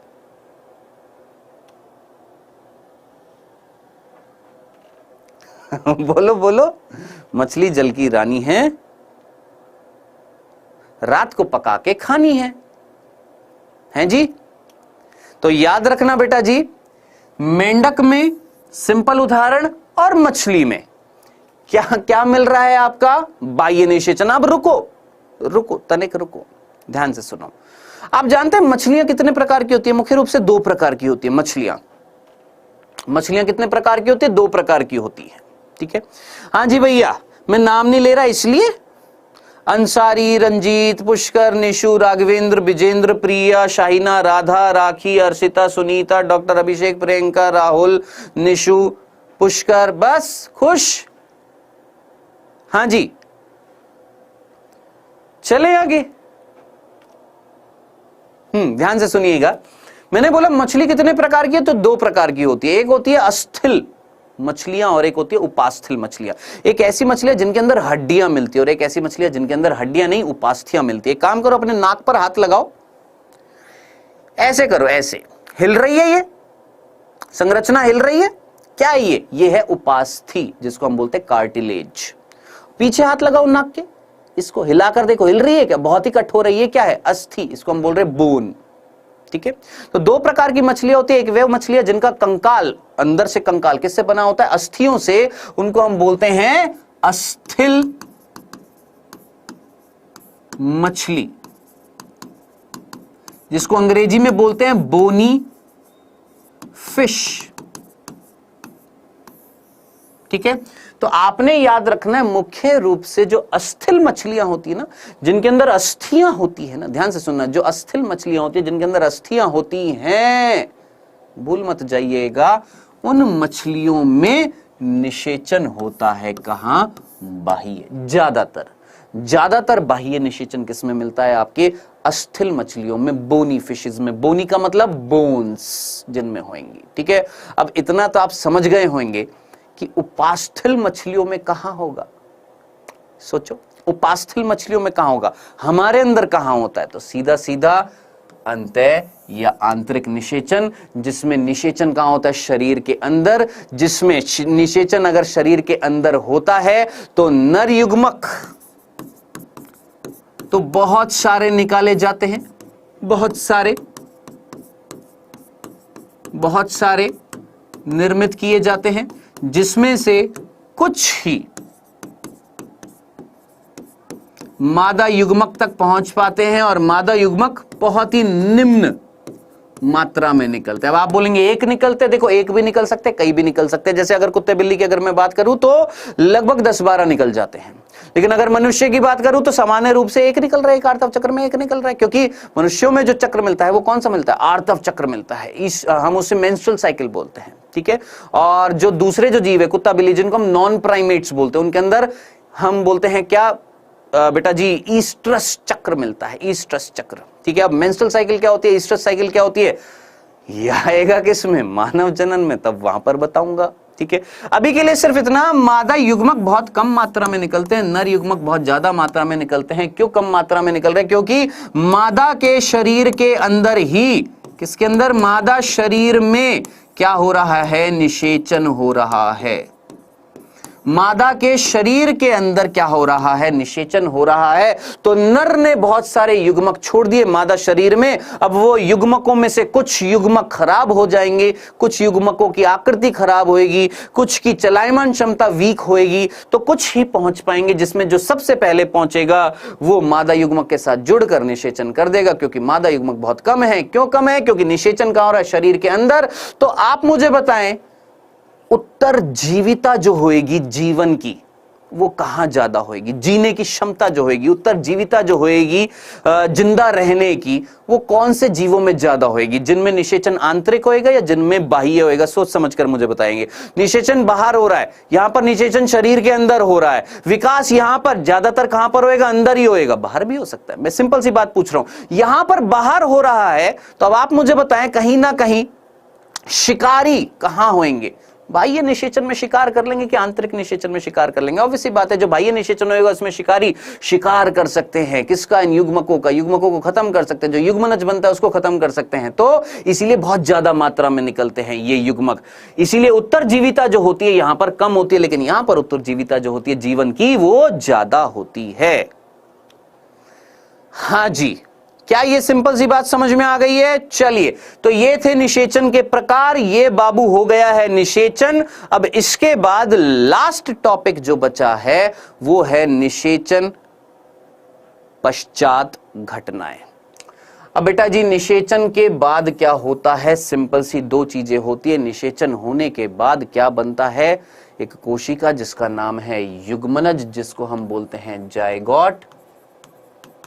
ठीक है, अब वो जायगोट, वो युग्मनज आगे चलकर क्या करता है? भ्रूण का निर्माण करता है, और उस प्रक्रिया को हम बोलते हैं भ्रूणोद्भव। हाँ जी सर, क्लास रोज होती है? हाँ जी बेटा, क्लास रोज होती है, 12:30 बजे होती है। चलो, तो बेटा जी अब यहां पर दो चीजें रह गई, एक तो युग्मनज की बात करेंगे, एक भ्रूणोद्भव की बात करेंगे और जयराम जी की, ये चैप्टर हो जाएगा खत्म। आइए फटाफट जल्दी से बात करते हैं। सबसे पहले किसकी बात करते हैं भैया? युग्मनज की। युग्मनज में सिर्फ एक बिंदु अगर याद रख सकते हो, क्या क्या कि ये दो पीढ़ी की संयोजी, दो पीढ़ी की, अरे ये क्या हो गया, दो पीढ़ी की संयोजी कड़ी होती है।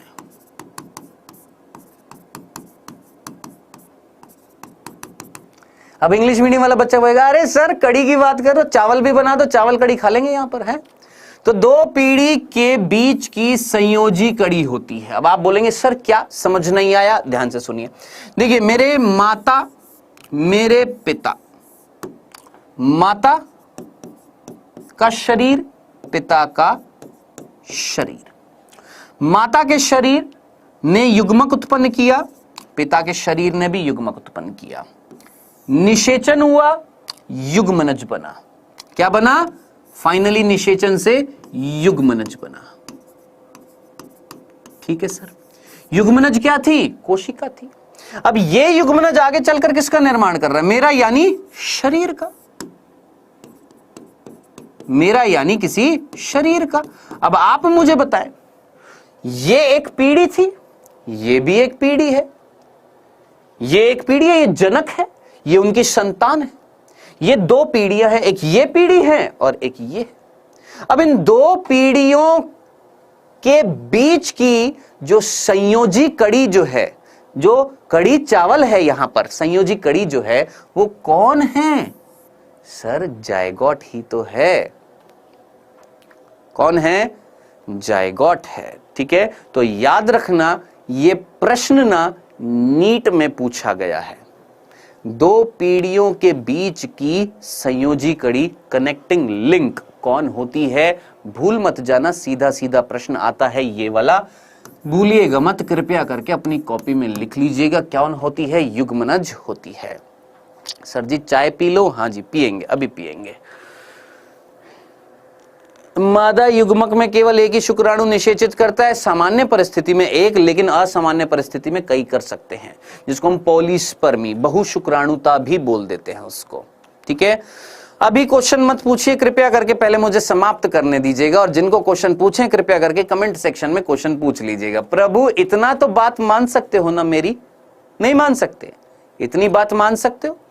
तनिक इतना तो मेरा हक बनता है आपको कहने का कि अभी ना पूछकर जब सेशन खत्म हो जाए फिर उसके बाद कमेंट सेक्शन में पूछ लीजिएगा, बता दिए जाएंगे आपको आंसर। ठीक है, अभी नहीं, पहले इसको खत्म करने दो। ये सिंपल सा युग्मनज था, दो पीढ़ियों की संयोजी कड़ी होती है। अब साहब इसके अंदर क्या होती है? शक्ति होती है। क्या बोला हमने? इस युग्मनज के अंदर क्या होती है? शक्ति होती है। शक्ति दे मां, हाँ जी, सुनील शेट्टी वाली शक्ति दे मां, ए मां शक्ति दे। है युग्मनज क्या है? एक ऐसी कोशिका जिसके अंदर शब्द याद रखना, क्या? पूर्ण शक्तता, पूर्ण शक्तता, टोटी, टूटी नहीं, टोटी पोटेंसी, यानी एक ऐसी क्षमता जिससे एक कोशिका संपूर्ण शरीर का निर्माण कर दे, उसे हम बोलते हैं पूर्ण शक्तता, पूर्ण शक्ति, पूर्ण शक्ति। ठीक है, पूर्ण शक्ति, टोटी पोटेंसी, ये वो क्षमता, हाँ पूर्ण क्षमता भी बोल सकते हैं। ये वो क्षमता है, ये वो शक्ति है, ये वो एबिलिटी है, ये काबिलियत है, ये पावर है किसकी? इस कोशिका की, एकल कोशिका की, जिससे ये पूरा शरीर बना सकती है। इस कोशिका के पास पूरी इंफॉर्मेशन है, संदेश है पूरा का पूरा शरीर बनाने की। ये होती है कौन? युग्मनज। अब साहब ये शरीर बनाएगी? बिल्कुल बनाएगी। अब ये युग्मनज क्या करेगा? सर ये युग्मनज विभाजन करेगा। 1 से 2, 2 से 3, 1 से 2, 2 से 4, 4 से 8, 8 से 16, 16 से 32, 32 से 64, 64 से 128, 256, 512, 1024, 2096, 4192, इस तरीके से क्या होता जाएगा? संख्या बढ़ती जा रही है, बढ़ती जा रही है, बढ़ती जा रही है। यानी युग्मनज अपनी विभाजन करता जा रहा है। द्विगुणित था युग्मनज, हमेशा याद रखना युग्मनज द्विगुणित होएगा। अगर युग्मक मैंने आपसे बोला हमेशा अगुणित है तो ऑब्वियस सी बात है ना, युग्मनज कैसा होएगा, हमेशा द्विगुणित होएगा। क्यों? क्योंकि युग्मकों के संलयन से ही तो युग्मनज बनता है। तो आपसे कोई कह दे कि युग्मनज अगुणित होता है तो कहना नहीं प्रभु, नहीं होता। अपवाद हो सकता है लेकिन सामान्य परिस्थिति में युग्मनज, अपवाद भी नहीं है, युग्मनज हमेशा कैसा होता है, द्विगुणित होता है, क्योंकि युग्मक हमेशा कैसा होता है, अगुणित होता है। ठीक है, चलिए जी आइएगा ध्यान से सुनिएगा। तो युग्मनज से अब होएगा क्या, भ्रूण का निर्माण। अब जैसे हमारी बात करते हैं, ध्यान से सुनिएगा। हमारे अंदर ये जो युग्मनज होता है ना, ये विभाजन करता है और कुछ कोशिकाएं बनाता है जिनको हम कोरक पुट्टी बोलते हैं। अब यहां पर है ना, मैं वो चीज लाना नहीं चाहता था लेकिन आपने बोला ठीक है सर बता देता हूं। क्या युग्मनज एक कोशिका थी, इससे दो कोशिका बनाई, दो। इन दोनों कोशिकाओं को पता है क्या बोलते हैं, कोरक खंड। क्या बोलते हैं, कोरक खंड, ब्लास्टोमियर।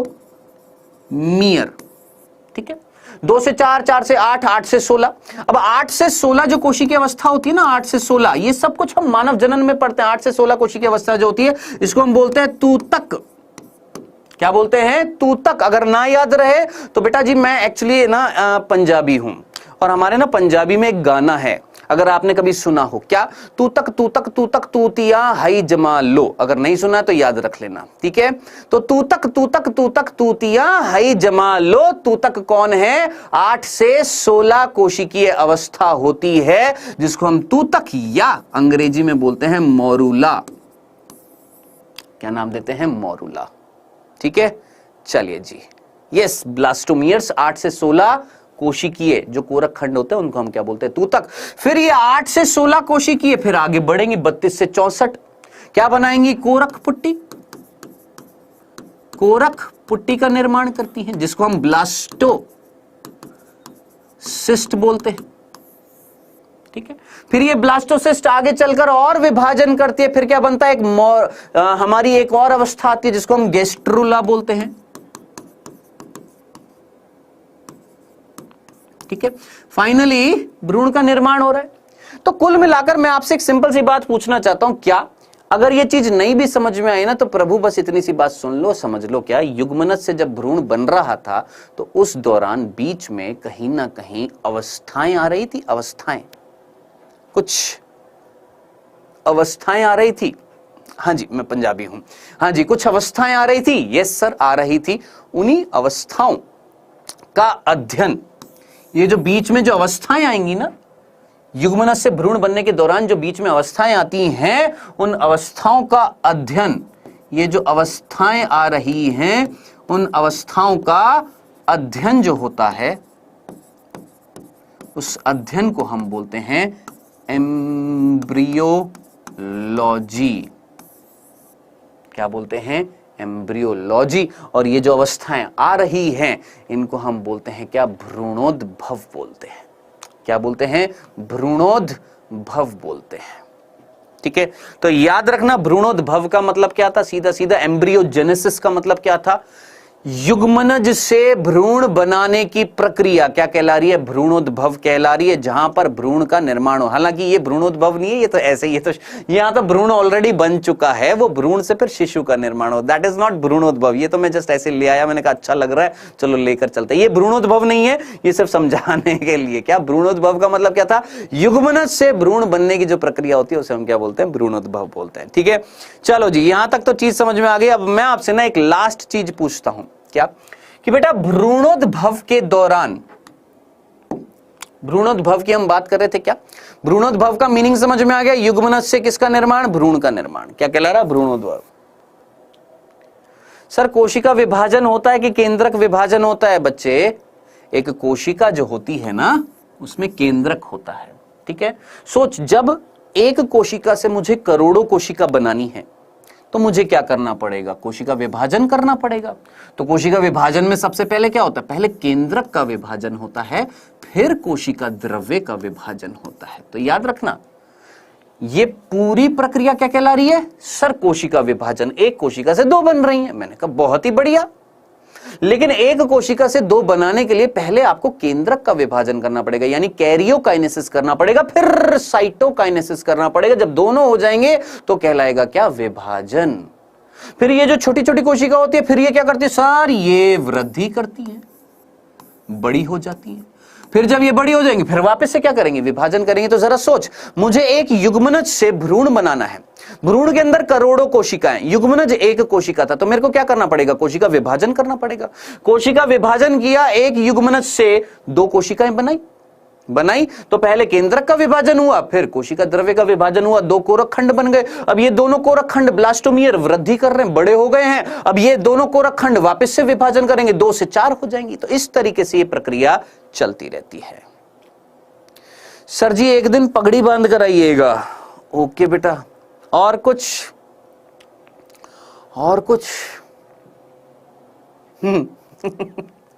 हाँ जी, इधर आइए बेटा, ध्यान से सुनिएगा। लास्ट चीज है इस टॉपिक का, बस इस चैप्टर का लास्ट टॉपिक है, जरा ध्यान से सुनिएगा। देखिए, भ्रूणोद्भव हो रहा है, भ्रूण का निर्माण हो रहा है। ठीक है, किसका निर्माण हो रहा है? भ्रूण का निर्माण हो रहा है। अब भ्रूण के निर्माण के साथ साथ हमें सिर्फ एक सिंपल सी चीज समझनी पड़ेगी बेटा जी। यहां पर जो जीव जो होते हैं, सजीव जो होते हैं ना, लिविंग ऑर्गेनिज्म जो होते हैं, ये 2 प्रकार के होते हैं। कितने प्रकार के होते हैं? ये 2 प्रकार के होते हैं। क्या? एक होते हैं अंडप्रजक और एक होते हैं सजीव प्रजक। थोड़ा सा सुन लो फिर चले जाना, मौज ले लेना, बस थोड़ी सी बात रह गई, इसको सुन लो। ठीक है, ध्यान से सुनिएगा। सजीव जो है हमारे 2 प्रकार के होते हैं, एक होते हैं अंडप्रजक और एक होते हैं सजीव प्रजक। ध्यान से सुनना, मैं अंडप्रजक हूं मान लेते हैं, जस्ट एन एग्जांपल। हालांकि ह्यूमंस अंडप्रजक नहीं है, हम कैसे होते हैं? सजीव प्रजक होते हैं। अच्छा, अंग्रेजी में क्या बोलते हैं? इनको बोलते हैं ओवीपेरस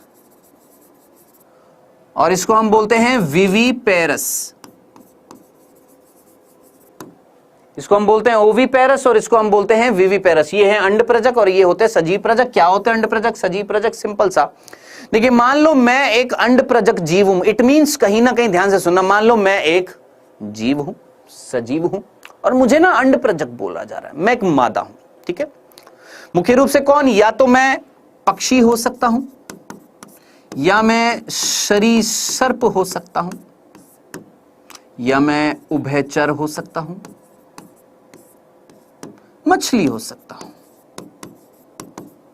ठीक है, मुख्य रूप से ये जीव। ठीक है, ये जो जीव जो हैं, इनमें पर्टिकुलरली अगर मैं मादा की बात करूं, ठीक है, निषेचन हो गया, शरीर में हो गया, शरीर के बाहर हो गया, जहां पर भी हो गया, कुल मिलाकर ध्यान से सुनिएगा, जो युग्मनज बना ना, युग्मनज से जब भ्रूण बन रहा है, मान लो ये भ्रूण है।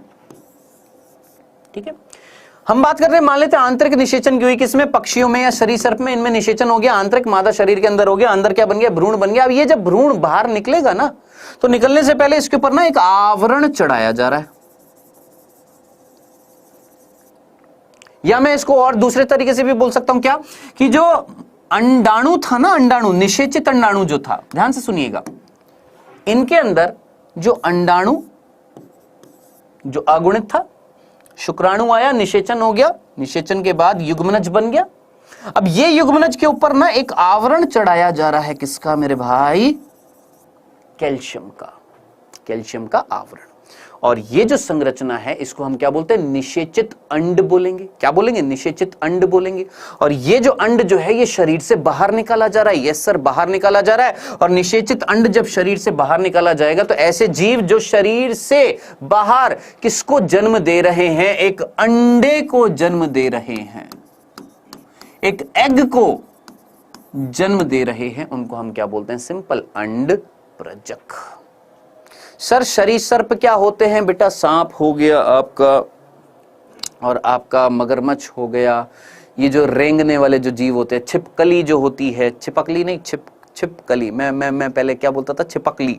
तो छिपकली जो, मैं जैसे ब्रूसली हो गया है ना, शेनली हो गया, ऐसे छिपकली हो जाता था मेरा, लेकिन अभी मैं सही बोलता हूं, छिपकली। हाँ जी, तो कुल मिलाकर अंडप्रजक का मतलब आपको समझ में आ गया। ऐसे जीव जो बच्चे को जन्म नहीं दे रहे हैं, अंडे को जन्म दे रहे हैं, उन्हें क्या बोलते हैं? अंडप्रजक। और वो जो अंडा जो होता है वो शरीर के बाहर विकास कर रहा है, जिसके बाहर एक कैल्शियम की परत है। ये अंदर ही अंदर युग्मनज जो है ये अब विकास करेगा, भ्रूण बनाएगा, अंदर ही अंदर पोषण मिलता रहेगा। सब फाइनली ये जब विकसित हो जाएगा तो अंडे को चीर कर आ जाएगा बाहर दुनिया में, इस जालिम दुनिया में।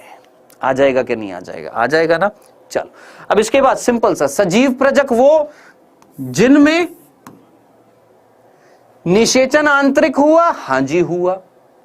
विकास कहां हो रहा है? शरीर के अंदर हो रहा है। कोई कैल्शियम की परत नहीं बन रही थी। विकास जब हो जाएगा भ्रूण का, फिर वो भ्रूण शिशु के रूप में जन्म लेगा। तो जो शिशु प्रजक होते हैं, जो शिशुओं को जन्म देते हैं, उन्हें हम बोलते हैं सजीव प्रजक यानी विविपेरस, या शिशु प्रजक भी बोल देते हैं। जो जन्म किसको दे रहे हैं? एक नवजात शिशु को जन्म दे रहे हैं, विविपेरस होते हैं। उदाहरण आप अच्छे तरीके से जानते हैं, स्तनधारी। सोचिए, मनुष्य जो होता है, क्या वो एक शिशु को जन्म देता है? क्या एक अंडे को जन्म देता है? आप सीधा बोलेंगे सर शिशु प्रजक होता है। अब ध्यान से सुनिएगा, प्रश्न क्या है। नीट 2015 में प्रश्न पूछा गया था। नीट 2015 में प्रश्न पूछा गया था कि कोई ऐसे स्तनधारी बता सकते हो जो अंड प्रजक हैं। फिर से सुनना, क्या बोला? कोई ऐसे स्तनधारी बता सकते हो। देखो हमने ये बोला सारे के सारे स्तनधारी कैसे होते हैं? सजीव प्रजक होते हैं। सारे के सारे स्तनधारी जो है शिशु को जन्म देते हैं। लेकिन प्रश्न ऐसा कि क्या कोई ऐसे स्तनधारी हैं जो अंड प्रजक हैं, जो अंडे को जन्म देते होंगे? क्या बात है खुशहाल मौर्य, बहुत ही बढ़िया। हाँ जी, हाँ बताएं बताएं बताएं। फ्यूचर डॉक्टर फिर बात कर रहे हो ना तुम? हाँ जी जल्दी से मुझे बताएं, कोई ऐसे स्तनधारी जो अंड प्रजक हैं। आपने सीधा सीधा याद रखना है, कौन मेरे भाई? प्लेटिपस और एकिडना। याद रखना, कौन? प्लेटिपस और एकिडना। प्लेटिपस, एकिडना, ये दो ऐसे जीव हैं, मुख्य रूप से ऑस्ट्रेलिया में मिलते हैं। ऑस्ट्रेलिया में ये दो ऐसे स्तनधारी हैं जो अंड प्रजक हैं। क्या है ये? अंड प्रजक है। ठीक है, तो भूल मत जाइएगा। ये देखो एक बांगड़ू है, कह रहा है सर मंकी, डॉल्फिन और कुछ बोल दो। वो पड़ोस वाला रामू, उसके घर ना शिशु पैदा नहीं हुआ था, अंडा पैदा हुआ था। और कुछ कंगारू और कुछ बता दिया बेटा मैंने, आंसर आपको बता दिया। क्या? सिर्फ दो ही स्तनधारी हैं। Only 2 mammals, platypus, echidna. नहीं, नो डॉल्फिन पॉल्फिन। Platypus, echidna, platypus, echidna, platypus, echidna, याद रख लेना।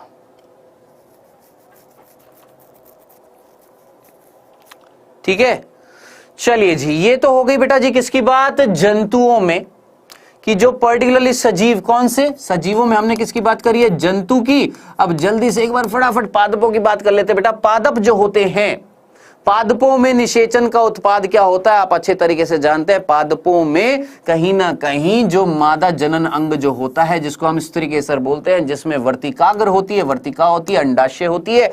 इस अंडाशय में क्या होता है? बीजांड होता है। इस बीजांड के अंदर भ्रूण कोश होता है, जिसके अंदर क्या होती है बेटा जी? याद रखना, हमारी अंड कोशिका होती है। अब जिनको ये समझ में आ जाता है अच्छी बात है, नहीं समझ में आ रहा टेंशन मत लेना, क्योंकि अगला चैप्टर यही होएगा। यहां पर आता है परागकण। परागकण के अंदर नर युग्मक होता है, पराग नलिका निकलती है, पराग नलिका परागकणों को पराग नलिका नर युग्मकों को अंदर लेकर आती है, अंदर नर युग्मक छोड़ देती है, अंदर हो जाता है निषेचन। और ये जो बीजांड जो है ना, ये फाइनल सी बात बोलूंगा, ये जो बीजांड जो होता है ना, ये बदल जाता है किसमें? बीज में। और ये जो अंडाशय होता है, ये बदल जाता है किसमें? फल में। तो फल के अंदर क्या होते हैं? बीज होते हैं, और बीज जो होते हैं वो लैंगिक जनन का उत्पाद होता है। यही बीज को आप जब बोते हैं तो नया पादप निकल आता है। ठीक है, हाँ जी। तो जरायुज का मतलब यही था, सजीव प्रजक जो होते हैं इनको हम जरायुज बोलते हैं। ठीक है प्रभु, रंजय, समझ में आ गया? क्लियर है? एक अंड प्रजक और जरायुज। चलो, तो ये सिंपल सी बात थी, और इसी के साथ इस चैप्टर को हमने किया है खत्म। प्रभु, नीट में इस चैप्टर से एक ही प्रश्न आएगा, तो कृपया करके आज जाकर इस सेशन के बाद में इस चैप्टर को पूरा का पूरा निचोड़ कर पढ़ डालिएगा अपनी एनसीईआरटी से। आज की आज में, कोई इसमें एक दिन का भी गैप नहीं करना, आज की आज में ये काम करना है। अभी मत जाइए, क्योंकि अभी ये बच गया है। क्या? क्विज बच गया है। आइए देखते हैं पहला प्रश्न। गाइज, पहला प्रश्न, चावल के पौधे के नर युग्मक के न्यूक्लियस में 12 क्रोमोसोम है। चावल के पौधे के नर युग्मक में 12 गुणसूत्र हैं, तो मादा युग्मक, मादा गैमेट यानी मादा युग्मक, जायगोट यानी युग्मनज, और जो पेड़ होएगा उसकी कोशिकाओं में कितने गुणसूत्र होंगे? जल्दी से आंसर बताएं।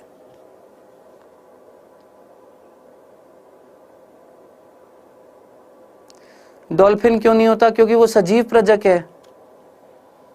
नेक्स्ट, पुष्पीय पौधों में नर एवं मादा दोनों युग्मक अचलित होते हैं। इन्हें निषेचन के लिए पास लाने की विधि कौन सी होती है? जल होती है, वायु होती है, परागण होती है, कि एपोमेक्सिस होती है?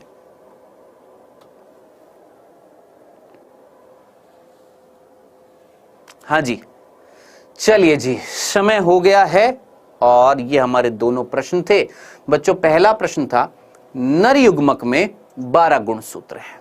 क्वेश्चन पूछा है सबसे पहले, मादा युग्मक में कितने होंगे? 12। 12 यहां भी है, 12 यहां भी है, यहां नहीं है, यहां नहीं है, यानी हमारे पास 2 ऑप्शन बचते हैं। नर युग्मक में अगर 12, तो मादा में भी कितने होंगे? सर 12। ठीक है। जायगोट यानी युग्मनज में कितने होंगे? तो नर और मादा जब जुड़ जाएंगे तो 24 होंगे। 24 यहां पर भी है, 24 यहां पर भी है। ठीक है, दोनों सेम है अभी तक तो। फिर पूछा है सीडलिंग। सीडलिंग का मतलब वो जो पौधा जो उत्पन्न होएगा। अब जरा सोचिए, युग्मनज जो है जिसमें गुणसूत्रों की संख्या कितनी है? गुणसूत्रों की संख्या कितनी है? 24 है। उससे वो जो बीज बनेगा, उससे वो जो क्या बोलते हैं, उससे वो जो बीज जो है, उस बीज से जब वो पेड़ बनेगा तो उस पेड़ की कोशिकाओं में क्या होंगे? सेम टू सेम 24 ही गुणसूत्र होंगे, क्योंकि यहां पर हम उच्च श्रेणी के पादप की बात कर रहे हैं। चावल आपका उच्च श्रेणी के पादपों में आता है, ना कि थैलोफाइट्स में आता है, शैवालों में नहीं आता है। शैवालों की बात करते तो यस, शरीर कैसा होता? अगुणित होता। अगर देखो यहां पर हल्का सा चेंज कर देता ना, मैं यहां पर क्या चावल की जगह अगर शैवाल कर देता ना, तो इसका आंसर पलट जाता। अभी आंसर है ये, क्योंकि चावल का शरीर द्विगुणित है, जबकि शैवालों का शरीर कैसा था? अगुणित था। तो युग्मनज कैसा होता? 24 होता। लेकिन शरीर कैसा होता? उसकी कोशिका वापस से कैसी हो जाती? अगुणित हो जाती। तो देखिए कितना सा अंतर करने से ही आंसर पलट जाता। चावल की जगह शैवाल कर देता तो यह आंसर हो जाता, और चावल दे रखा है तो आंसर ये है थर्ड। दूसरा था नर व मादा युग्मक दोनों अचल हैं, इनको पास लाने की विधि पूछिए। ये नहीं पूछा किसमें लाया जा रहा है, कौन लेकर आ रहा है, पूछा था विधि क्या कहलाती है। तो भैया विधि मैंने आपको दिखाई भी थी, बताई भी थी, क्या बोलते हैं? पॉलिनेशन यानी परागण। तो ये था बेटा जी आज का सिंपल सा लेक्चर। कंप्लीट किया है हमने ये चैप्टर पहला 12वीं कक्षा का, कौन सा? जीवों में जनन। अब प्रभु हम मिलेंगे कल, लेकिन 3 दिन पढ़ेंगे क्या? 11वीं कक्षा। 11वीं कक्षा, 12वीं नहीं। अब 12वीं का दूसरा अध्याय कौन सा? पुष्पीय पादपों में लैंगिक जनन आएगा अगले सप्ताह के मंडे को। तो कल क्या पढ़ेंगे? हमारा चैप्टर चल रहा था कौन सा? याद करिए, जीव जगत। तो वो कल आएंगे। एक बार पुराना लेक्चर देखकर आ जाइएगा कहां तक पढ़ाया है। पिछले सप्ताह शनिवार को जो चीज पढ़ाई थी एक बार पढ़कर आ जाइएगा, ताकि याद रहे कहां तक पढ़ाया। और कृपया करके अपनी चीजों को ना नोट्स बनाकर कॉपी में लिखते रहा करें, ठीक है? तो आपके दोनों सही हुए हैं, वेल डन, बहुत ही बढ़िया। दोनों में से कोई गलती हुई है, कहीं ना कहीं गड़बड़ी है, पढ़ना स्टार्ट करें। चलिए जी, आप सभी का भैया बहुत बहुत धन्यवाद आने के लिए, रुकने के लिए, सुन